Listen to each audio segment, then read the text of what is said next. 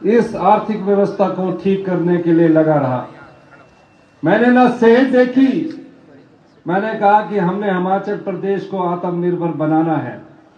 चुनौतियां बड़ी थी, लेकिन हमारे एक अपने हिमाचल के एक सरकारी कर्मचारी और अधिकारियों से वादा किया था कि हम जब भी आएंगे आपको ओल्ड पेंशन स्कीम से नवाजेंगे। चाहता तो मैं भी ओल्ड पेंशन स्कीम जो थी उसको 2027 के चुनावों से पहले लागू करता, लेकिन नहीं। मैं जानता हूं कि किस प्रकार बुढ़ापे में जब वो रिटायर होगा तो क्या उसकी आर्थिक स्थिति होगी। हमने खजाना खाली होने के बाद भी मुझे ये फैसला करना था, तकरीबन 800 करोड़ रुपए का बोझ इस पर पड़ना था कि क्या मैं ओल्ड पेंशन स्कीम अभी लागू करूं या 4 साल बाद लागू करूं।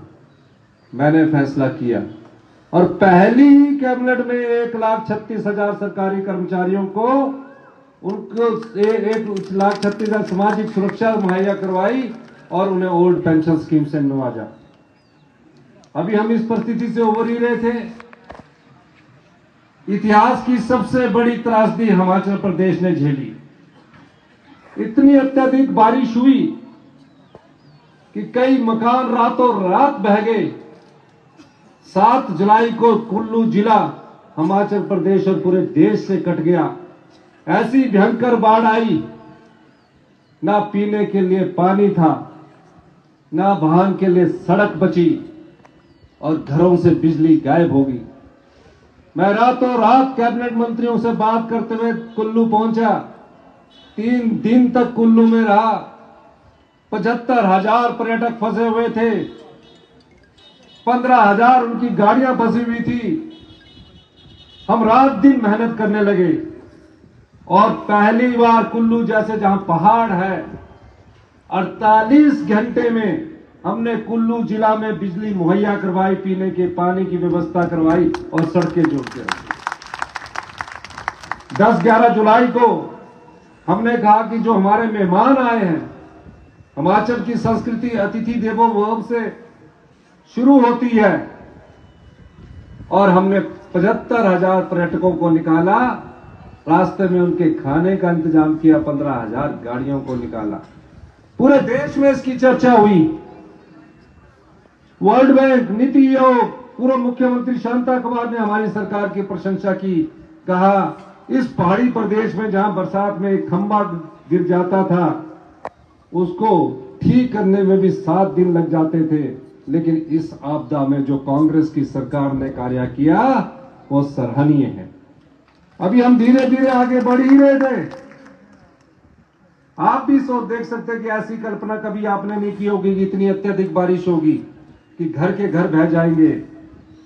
और मैंने कहा हमारा नुकसान हो रहा और हमें 15 अगस्त कुल्लू में मनाना चाहिए। 15 अगस्त की कुल्लू की तैयारी चल रही थी, लेकिन 13 अगस्त को जो रात को बारिश शुरू हुई, 14 अगस्त सुबह तक इतनी तेज बारिश हुई। मैं शिमला से मुझे पता लगा कि शिमला के शिव बॉडी में हमारे शिवलिंग को पानी चढ़ाने गए भगत लैंडस्लाइड की चपेट में आ गए। कितनी संख्या में ये कुछ नहीं पता था। मैं 8 बजे वहां पहुंच गया। आर्मी को अलर्ट कर दिया, एसडीआरएफ को अलर्ट कर दिया, एनडीआरएफ को कर दिया। सारे अधिकारी, सारे मंत्री उस क्षेत्र में पहुंच गए। हमारे लोकल विधायक वहां पहुंच गए और हम मेहनत करने लगे। लेकिन तभी हमें पता लगा कि सोलन में भी एक बहुत बड़ा लैंडस्लाइड हुआ है। एक परिवार के 7 सदस्य उसमें दबकर चले मर गए। नूरपुर में बाढ़ आई और उसमें कई लोग बह गए। हिमाचल के 75 साल के इतिहास में एक ही दिन में बारिश के कारण 75 मौतें हुई। और पूरे प्रदेश में एक समान बारिश हो रही थी। अगर राजगढ़ में बारिश हो रही थी तो ऊना में भी बारिश थी। सब जगह तबाही का आलम था। आए दिन फोन की घंटियां बज रही थी, यहां इतने घर बह गए। और मैं प्रत्येक जगह गया, जहां भी जाता था, जो परिवारों के घर बह गए थे उन परिवार के बच्चे मेरे साथ लिपट करके रोते थे। वहां हमारे भाई मिलकर रोते थे, कहते थे पाई पाई जोड़कर, एक एक पैसा जोड़कर बड़ी मुश्किल से पक्का घर बनाया। इस घर में रात को हम सब परिवार के साथ मिलकर खाना खा रहे थे। ये कल्पना भी नहीं कर सकते थे कि रात को अपने 1 बजे जान बचाकर हम बाहर निकले, हमारे पास पीने के पानी का एक गिलास तक नहीं था। 22,000 परिवार आपदा में प्रभावित हो गए। हम दिन रात लगे रहे, हम केंद्र सरकार से मदद मांगते रहे। मैं देश के प्रधानमंत्री से मिला, मैं देश के गृह मंत्री से मिला, जो भी आपदा से थे। मैंने कहा हिमाचल छोटा सा प्रदेश है, हमारी जनसंख्या 75 लाख है, 90% हम गांव में रहते हैं, कई घर तबाह हो गए हैं, 22,000 परिवार तंबुओं में रह रहे हैं, किसी रिश्तेदार के पास रह रहे हैं, हमारी मदद कीजिए। केंद्र सरकार ने हमारी एक नहीं सुनी। इस क्षेत्र के विधायक सांसद सुरेश कश्यप जी को भी पूछा जाना चाहिए कि आपकी सरकार थी, दिल्ली में आपकी पार्टी के प्रधानमंत्री थे, गृह मंत्री थे, आप क्यों नहीं एक छोटा सा कागज का टुकड़ा लेकर, प्रस्ताव लेकर उनसे मिले और कहते कि आपदा में हिमाचल प्रदेश को बहुत नुकसान हुआ है, इतिहास की सबसे बड़ी तबाही हुई है, कृपया करके गृह मंत्री जी, प्रधानमंत्री जी, हिमाचल प्रदेश की भी उस प्रकार आर्थिक सहायता कीजिए जिस तरह गुजरात के भुज में हुई है और उत्तराखंड में हुई है, थोड़ी मदद उनकी भी कीजिए। आपने उस सांसद सुरेश कश्यप जी का इस प्रकार का फोटो कहीं नहीं देखा होगा। तीनों संसदों में कोई मांग नहीं उठाई, काहे के लिए हम चुनकर भेजते हैं। और जयराम ठाकुर जी बार बार कह रहे थे विधानसभा सत्र बुलाइए। मैंने कहा थोड़ा सब्र कीजिए, विधानसभा सत्र बुलाए कि अपने परिवार के लोगों की जान बचाए, क्योंकि मैं जानता हूं एक आम परिवार से उठकर जब उसका घर तबाह हो जाता है तो उसके मन में क्या पीड़ा होती है। वो बार बार कहते रहे। मैंने कहा अधिकारी क्वेश्चन में लग जाएंगे, पुलिस सुरक्षा में लग जाएगी, हम आपदा प्रभावित परिवारों को मदद नहीं कर सकते। धीरे धीरे ठंड होनी शुरू हुई और हमने एक ऐसी योजना लाई कि जो लोग टेंटों में रहते थे, हमने कहा जब तक इनके लिए पक्के घर नहीं हो जाते, ये गांव में 5,000 रुपए किराए के मकान पर रहेंगे और शहर में 10,000 रुपए के किराए के मकान पर रहेंगे। गैस का सिलेंडर 31 मार्च 2024 तक फ्री कर दिया, खाना पीना पूरा फ्री कर दिया। और भारतीय जनता पार्टी के लोग कहां इस मुसीबत में, कहां इस आपदा में हमारे साथ खड़े होने चाहिए थे। वो विधानसभा सेशन बुलाने की बात करते थे, हमने विधानसभा सेशन बुलाया। हर्षवर्धन जी ने कहा कि आप आपदा पर चर्चा करना चाहते हैं, सरकार भी आपदा पर चर्चा करना चाहते हैं, और हम उस प्रस्ताव पर चर्चा करने लगे। 3 दिन तक लगातार बड़ी बातें करते रहे। इतने घर बर्बाद हो गए हैं, इतने पानी की योजनाएं बह गई है, इतनी सड़कें बह गई है, सेब सीजन शुरू होने वाला है, आप क्या करेंगे। मैंने कहा आप हमारे साथ चलिए, हम आपके साथ चलना चाहते हैं, अगर आप हमें राहत पहुंचा सकते हैं हम श्रेय आपको देंगे। 3 दिन तक बड़ी बड़ी बातें विधानसभा के सभागार में करते रहे। और जब प्रस्ताव पर वोट डालने की बारी आई, प्रस्ताव में क्या था कि हम केंद्र सरकार से ये मांग करते हैं कि जो आपदा प्रभावित परिवार है उसमें बीजेपी और कांग्रेस वाले मिलकर आपसे ये अनुरोध करते हैं कि हमें स्पेशल रिलीफ पैकेज दिया जाए। वो हमारे साथ खड़े नहीं हुए, वो बैठे रहे, घर तबाह थे, परिवार उजड़ चुके थे। जब मुझे कोई आर्थिक सहायता नहीं मिली, मैं सुबह जाता था, शाम को अधिकारियों से बैठ करता था। हमने अपने संसाधनों से भ्रष्टाचार पर चोट करते हुए 4500 करोड़ रुपए का पैकेज उन आपदा प्रभावित परिवारों के लिए किया। अब पैकेज घोषित होने के बाद एक और समस्या आ गई कि हम तो सिर्फ मकान बनाने के लिए 1,50,000 रुपया ही दे सकते हैं। प्रधानमंत्री आवास योजना के तहत भी 1,50,000 मिलता था, इंदिरा गांधी आवास योजना के तहत भी 1,50,000 मिलता था। मैंने कहा पशु मर गए कईयों के, भेड़ बकरियां मर गई। मैंने कहा 1,50,000 में कैसे घर बनेगा? ये तो नियम ही ऐसे हैं, पिछले 40 साल से ऐसे नियम चलते आ रहे हैं। मैंने रिलीफ मैनुअल की बुक उठाई, रात को मैंने पढ़ी, अगले दिन कहा कि मैं ये मान ही नहीं सकता कि इतने कम पैसे में आप किसी को घर बनाने की बात करते, पर नियमों में ये लिखा है। मैंने अधिकारियों को कहा कि ये नियम बदले जाने चाहिए। एक आम घर का, एक आम परिवार अपना घर 7 लाख रुपए में भी नहीं बना सकता इस महंगाई के दौर पर, लेकिन फिर भी उनको ये लगे कि मैंने जख्मों पर मरहम लगाया।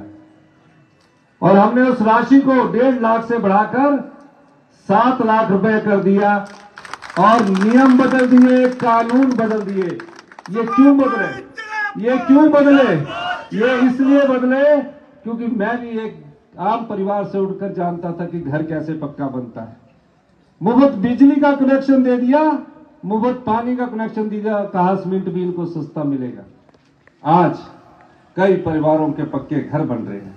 फिर एक और ऐसा नियम, दकियानूसी कानून, कि जो कच्चे घर में रह रहा है उसको भी 1.5 लाख मिलेगा। मैंने बोला ये गरीब परिवार का आदमी जिसने अपना जीवन कच्चे घर में बिता दिया, आप फिर कह रहे हैं कि ये कच्चा घर ही बनाकर है, इसको भी बदलो। और कच्चे घर वाले को भी हमने 7 लाख रुपए दे दिए। यही नहीं, किसी की दीवार टूट गई, पानी आ गया तो वो 5,000 से ठीक होता था, मैंने उसके लिए भी नियम बदल दिए कि 5,000 से नहीं, जिसका भी आंशिक रूप से नुकसान हुआ होगा उसको 1 लाख रुपए मिलेगा, और हमने 1 लाख रुपए दिया। गाय मर गई, पशु मर गए, उनके हमने 55,000 रुपए गाय का पैसे हमने बढ़ा दिए। भेड़ बकरी मरने के 4,000 से 8,000 कर दिया। ये पीड़ा हमारे मन में थी और हमने उसको पूरा किया। यही नहीं, फिर हमने पाया कि आम आदमी की क्या समस्याएं होती है। अभी हमारी सरकार सिर्फ 15 महीने की हुई है, कहा कि इंतकाल के लिए पटवारी नहीं मिलता, कानून नहीं मिलता, डिमार्केशन हो रही है, तकसीमें हो जाती है, दादे के समय शुरू होती है और पोते के समय तक खत्म नहीं होती। हमने राजस्व कानून का अध्ययन किया। मैंने हम आम आदमी को ये दुख पहुंचाने के लिए नहीं है कि वो अपना इंतकाल करवा लेंगे और पटवारी साहब अब्सेंट हो। तुरंत प्रभाव से इंतकाल होने चाहिए और तकसीम के केसेस का निपटारा तेज होना चाहिए। और 3 महीने में 1 लाख इंतकाल हुए, 7,000 तकसीमें हुई। आप पहले पटवारी के पीछे घूमते थे, पटवारी आजकल आपके पीछे घूम रहा है। धीरे धीरे हम आगे बढ़ रहे थे और हम दूसरा बजट प्रस्तुत करने जा रहे थे। दूसरे बजट में मैंने पूछा कि पहली मीटिंग के बाद से आज तक हमने कितना ज्यादा पैसा राजस्व के रूप में उगाया है। मुझे कहा गया कि सभी दरवाजे बंद करने के बाद आपने 2200 करोड़ रुपए का अधिक राजस्व कमाया है। आप पर कोई टैक्स नहीं लगाया, लेकिन जो चोर दरवाजे से पैसा चोरी होता था उस पर मैंने रोक लगाई। अब उसको बांटने की बात है। बजट में मैं दूसरा बजट प्रस्तुत किया। 17 फरवरी को हमारा दूसरा बजट प्रस्तुत हुआ। 2024 को बजट पर चर्चा चल रही थी। इसी बीच राज्यसभा का चुनाव आया। राज्यसभा के चुनाव में कुछ बिके हुए विधायक जो अब बिक चुके हैं, उन्होंने कांग्रेस पार्टी के पक्ष में वोट न डालकर भारतीय जनता पार्टी के पक्ष में वोट डाला। वो जानते थे कि हमारे को डिस्क्वालिफिकेशन नहीं किया जा सकता क्योंकि राज्यसभा के चुनाव में कोई ऐसा नियम नहीं है, लेकिन उस समय बजट भी चल रहा था और सारा हमारे विधायकों की बैठक हुई। पता लगा कि विधायक बिक चुके हैं। अब बजट पास कैसे करवाना है?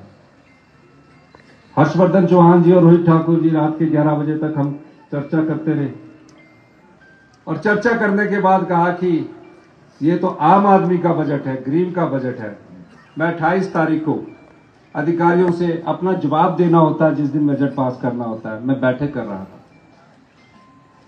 मैंने कहा सरकार की मुझे चिंता नहीं है, लेकिन जिस प्रकार ये लोग पैसे के दम पर सत्ता की कुर्सी हथियाना चाहते हैं, हमें उसका विरोध करना चाहिए। मैं तो खुद 30-35 साल संघर्ष करके कांग्रेस पार्टी के अंदर रहा, कभी इच्छा नहीं की। हमारा विरोध भी होता था, लेकिन हम कांग्रेस की विचारधारा से जुड़े हुए लोग थे, कभी कांग्रेस पार्टी के खिलाफ खड़े नहीं हुए। लेकिन मैंने कहा कि ये आम आदमी का बजट है, बड़ी मेहनत से मैंने बनाया है, ये बजट पास होना चाहिए। और वोट डालने के बाद पता लगा कि इन 6 विधायकों से भी संपर्क करो। कई लोगों ने संपर्क किया कि आप आ जाओ बजट में, आप बजट में वोट डालो। अगर बजट गिर जाता तो सरकार गिर जाती, तो सरकार में रहने का कोई अधिकार नहीं होता। और हमने 28 तारीख को टीवी में चला कि मुख्यमंत्री जी ने इस्तीफा दे दिया। और जयराम ठाकुर जी क्या कहते हैं सदन के अंदर कि इस सरकार को तो अब भगवान भी नहीं बचा सकता। अब भोलेगा भगवान। अभी हम ये सुन ही रहे थे, अब हम ये सुन ही रहे थे।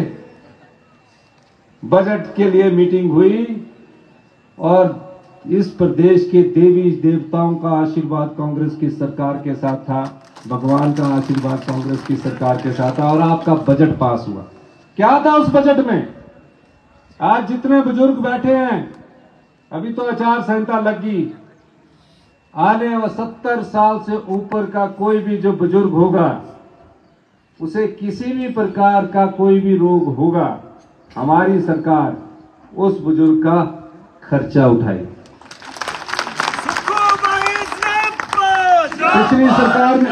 पिछली सरकार में हमने अनाथ बच्चों के लिए योजना लाई।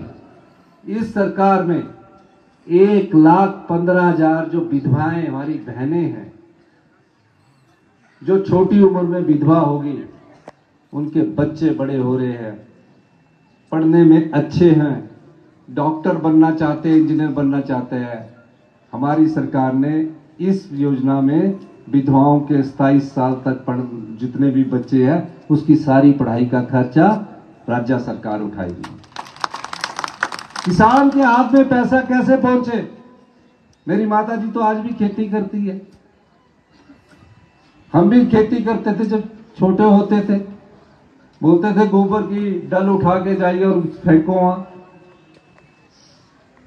और जब मैंने ये सोचा कि ग्रामीण अर्थव्यवस्था को मजबूत कैसे किया जाए, तो हमने पहली बार हिंदुस्तान में दूध पर समर्थन मूल्य दिया।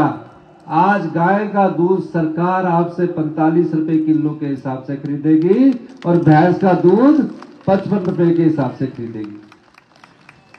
गांव में हमारे कई लोग हैं जिनकी आर्थिक स्थिति ठीक नहीं है, मनरेगा में लग जाती है हमारी कई बहनें, कई भाई हमारे मनरेगा में लग जाते हैं। मैंने 60 रुपए की ऐतिहासिक वृद्धि की। मनरेगा की दिहाड़ी जो 240 रुपए थी, उसको बढ़ाकर 300 रुपया किया। आप मेरे बजट को देख लीजिए, चाहे पंचायती राज संस्थाओं से जो लोग चुनकर आते हैं, उनका भी मानदेय बढ़ाया। और 4% डीए की किस्त हमने सरकारी कर्मचारियों को दी। और जो सरकारी कर्मचारियों की विधवा है, उनका पूरा एरियर दे दिया और धीरे धीरे हम एरियर भी देना शुरू कर दिया। ये सब योजनाएं आपके लिए थी। और जब वो बजट के पास होने के बाद हमें पता लगा कि वो अनाडेल में आए, हमारी विधानसभा के ऊपर से एक हेलीकॉप्टर आया, आवाज आ जाती है, फिर दूसरा आया, सीआरपीएफ वाले आए, विधानसभा का गेट तोड़ने लगे। ये संस्कृति हिमाचल की नहीं है। अरे सीआरपी वाले आए और फिर पता लगा कि बजट के सामने फुर करके उड़ गए। 6 विधायक जी उड़ गए। उड़ने के बाद पता लगा कि वो तो अब हरियाणा से किस्त ले चुके हैं, अब किसी होटल में शिफ्ट हो चुके हैं। अब जो बिके हुए विधायक थे, विधानसभा खत्म होगी, 70 खत्म हो गया, एक महीना हिमाचल की सीमा के अंदर आ ही नहीं सके, क्योंकि दिल में ना चोर बैठा हुआ था। हमने तो रोका नहीं था, अरे भाई अपने परिवार वालों से मिल लो, उनसे भी नहीं मिलने आए।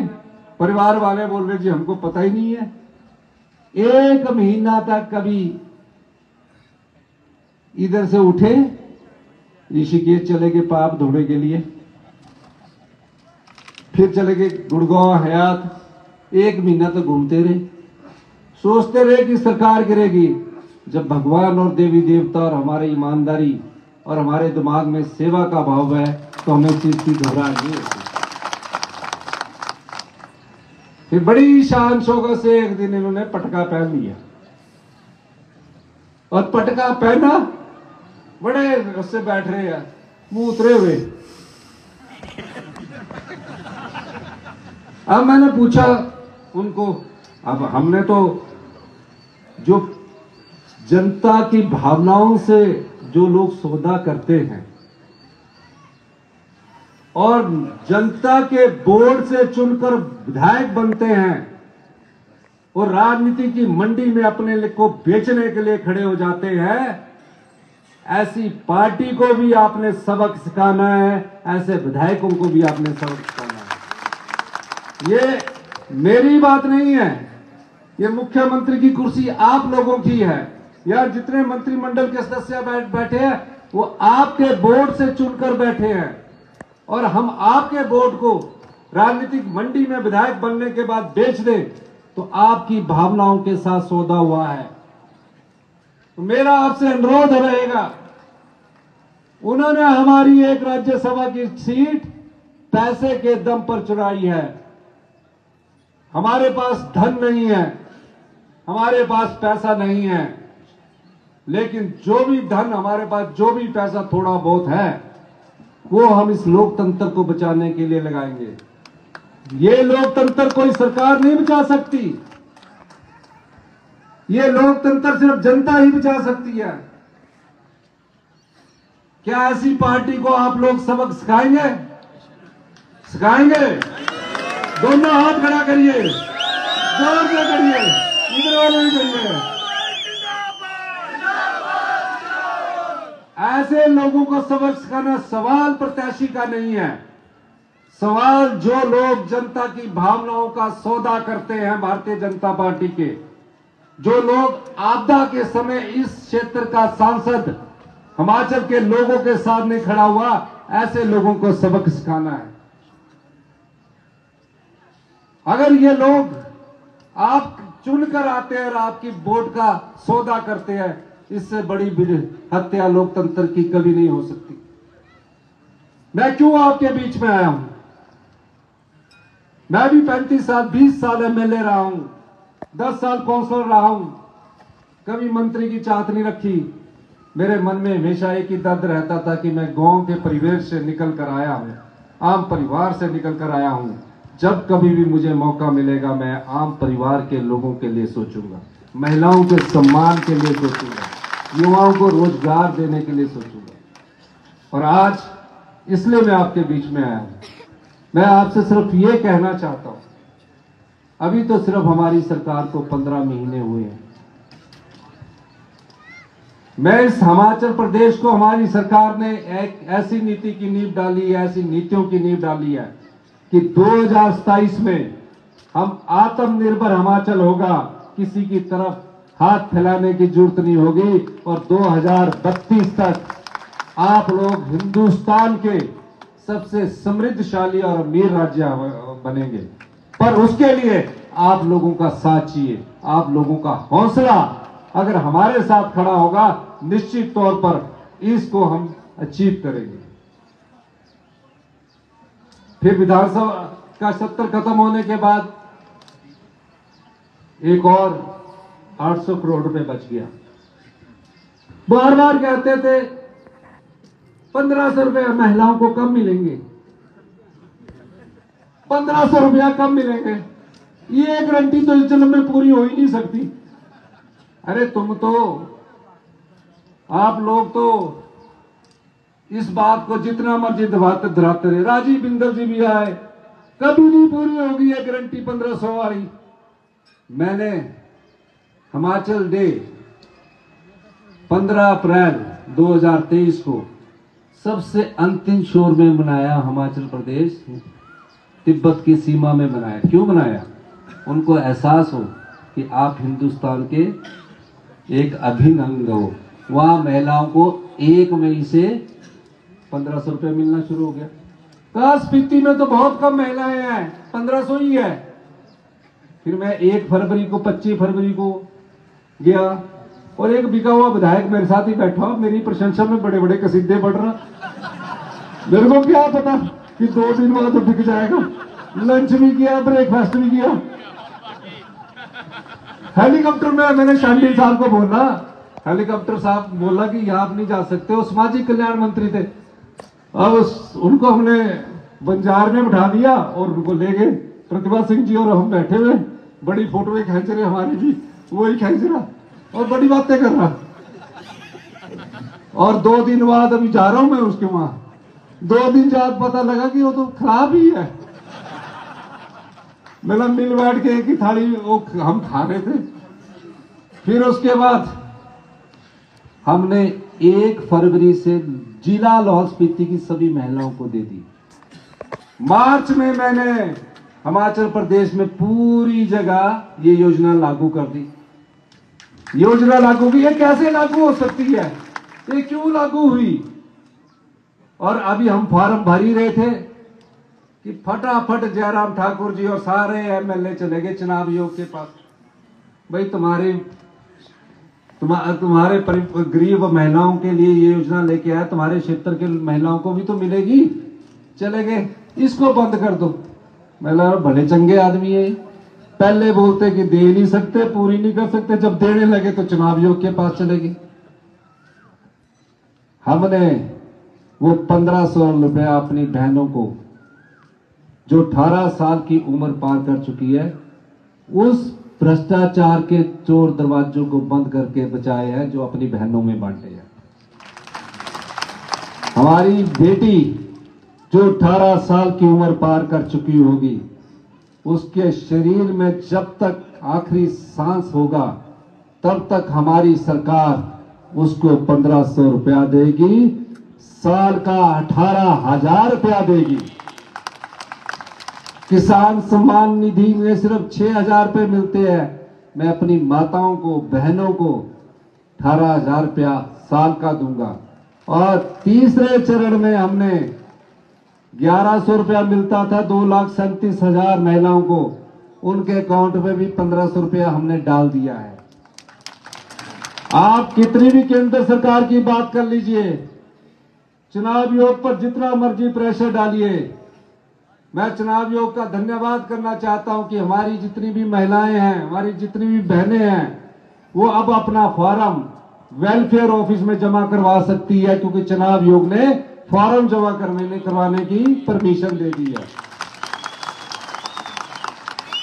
फिर भी कह रहे कि 1500 नहीं डरने देंगे। हम तो 1 जून को आपके अकाउंट में 3,000 रुपया डाल देंगे। ये हमारी कमिटमेंट है।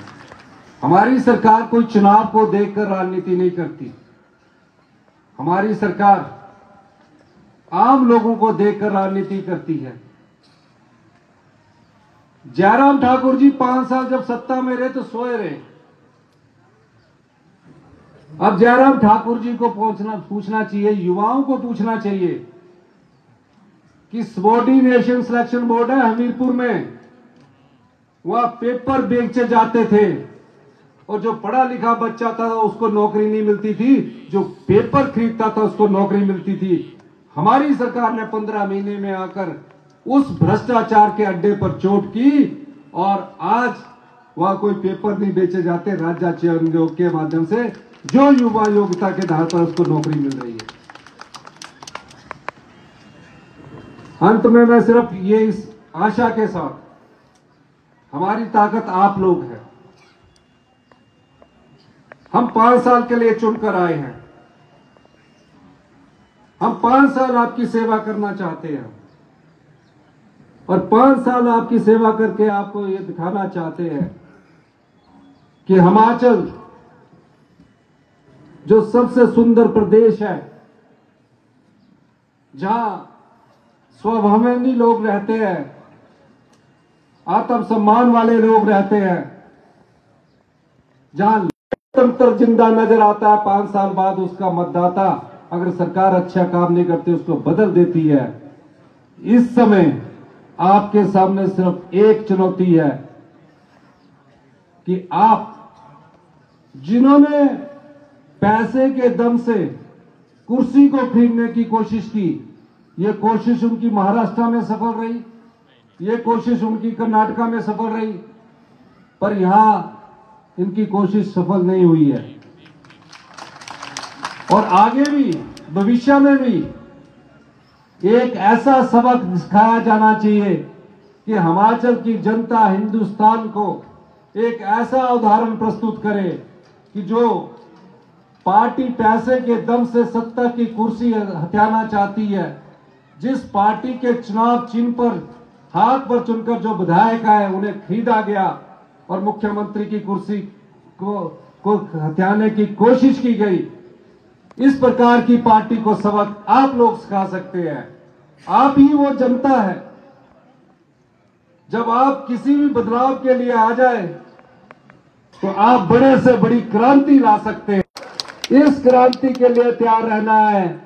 1 जून को इस क्रांति का अंत होगा, जिस दिन आप भारतीय जनता पार्टी का विरोध में बटन दबाएंगे और हाथ के निशान का बटन दबाएंगे। मैं दावे के साथ कह सकता हूं पूरे हिंदुस्तान में यह संदेश जाएगा। क्या आप इस संदेश के लिए तैयार है? दोनों हाथ खड़े करके बोलिए और जोर से करिए।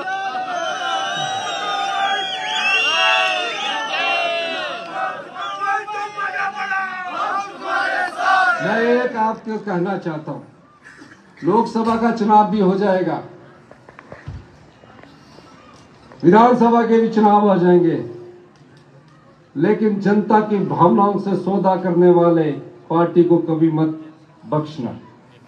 हम लोग आज मुख्यमंत्री है, मंत्री है, लेकिन हम अगर सही दिशा में काम करेंगे तब जनता हमारे साथ खड़ी होती है। आज आपके सामने हमने विनोद सुल्तानपुरी जी को आपके सामने खड़ा किया। इनकी स्वच्छ छवि है, ईमानदार छवि है।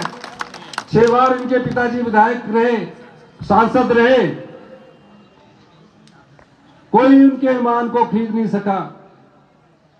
एक छोटे से घर में रहकर वो 6 बार सांसद रहे, आप लोगों की सेवा के बीच में रहे। ऐसी ही भावना एक पढ़ा लिखा लड़का, हमारा साथी, छोटा भाई आज आपके बीच में आया है। ये तो सिर्फ प्रतीक है, ये तो सिर्फ प्रतीक है। उस प्रतीक का प्रतिनिधित्व कर रहा है जो विचारधारा इस देश की आजादी के लिए जिन्होंने संघर्ष किया। कांग्रेस पार्टी ही एक ऐसी पार्टी है जो यहां बैठे हुए है, जिसने देश की आजादी के लिए संघर्ष किया। जिस देश में सुई तक नहीं बनती थी, कांग्रेस की नीतियों से, कार्यक्रमों से, सुई से लेकर हवाई जहाज का सफर कांग्रेस पार्टी की नीतियों द्वारा तय किया गया। 75 साल में यह लोकतंत्र अगर जिंदा है तो कांग्रेस पार्टी की नीतियों के कारण जिंदा है। जहां एक चाय वाला देश का प्रधानमंत्री बना है, कांग्रेस पार्टी ने कभी लोकतंत्र को कमजोर नहीं किया, जनता के वोट को कभी कमजोर नहीं किया। ये कांग्रेस पार्टी ही है, पूरे हिंदुस्तान में कोई दूसरी पार्टी नहीं है। किसी भी देश का एक ऐसा उदाहरण ले लीजिए, पूरे संसार में ऐसी पार्टी नहीं है जिसने इस देश की एकता और अखंडता के लिए अपने 2-2 प्रधानमंत्रियों का बलिदान दिया हो। भारतीय जनता पार्टी का एक भी नेता बता दीजिए। श्रीमती इंदिरा गांधी ने कभी कल्पना भी नहीं की थी कि सुबह का नाश्ता कर कर अपनी चौखट से जब वो बाहर कदम रखेगी, आतंकवादी उनके सीने में 36 गोलियां दाग देंगे। मरने से पहले एक ही शब्द निकला चौखट से बाहर, खून से लथपथ, जय हिंद। राजीव गांधी जी देश के प्रधानमंत्री नहीं बनना चाहते थे, पायलट थे। कांग्रेस पार्टी के नेताओं ने अनुरोध किया, 5 साल इस देश के प्रधानमंत्री बने। आतंकवादियों ने उनको बम से उड़ा दिया गया, सिर कहीं और गिरा, टांग कहीं और गिरी, बाजू कहीं और गिरा, धड़ कहीं और गिरा। उस राजीव गांधी जी की पत्नी श्रीमती इंदिरा गांधी, जिन्हें श्रीमती सोनिया गांधी जी को सांसद बोलते रहे सभागार में कि आप देश के प्रधानमंत्री बनिए। सोनिया गांधी जी ने कहा मुझे एक रात सोचने का वक्त दीजिए। 2004 की बात है, सांसद रो रहे थे कि आप देश के प्रधानमंत्री बनिए। सोनिया जी जब वो रात को अपने बिस्तर पर सोई होगी तो उनके मन पर क्या बीता होगा कि मैं प्रधानमंत्री की कुर्सी पर बैठूं या ना बैठूं। अगले दिन बड़ी विनम्रता से आकर कहती है कि मैं इस प्रधानमंत्री की कुर्सी का त्याग करती हूँ। आज के समय में कोई प्रधान पंचायत का भी, बाढ़ पंच का भी कुर्सी का त्याग नहीं करता। श्रीमती सोनिया गांधी ने तो प्रधानमंत्री की कुर्सी का त्याग किया। तो ये कांग्रेस की विचारधारा है। इस विचारधारा का प्रतिनिधित्व हमारे विनोद सुल्तानपुरी जी कर रहे हैं। तो आपसे मैं यही अनुरोध करना चाह रहा हूं कि आज मेरा लोकसभा के चुनाव प्रचार का पहला दिन है। डोडरा क्वार के बाद मैं राजगढ़ आया हूं, तो आप सब लोग इनकी मदद करेंगे कि नहीं करेंगे? हाथ खड़े बताइए। इन्हीं शब्दों के साथ आपका बहुत बहुत धन्यवाद। जय हिंद, जय भारत।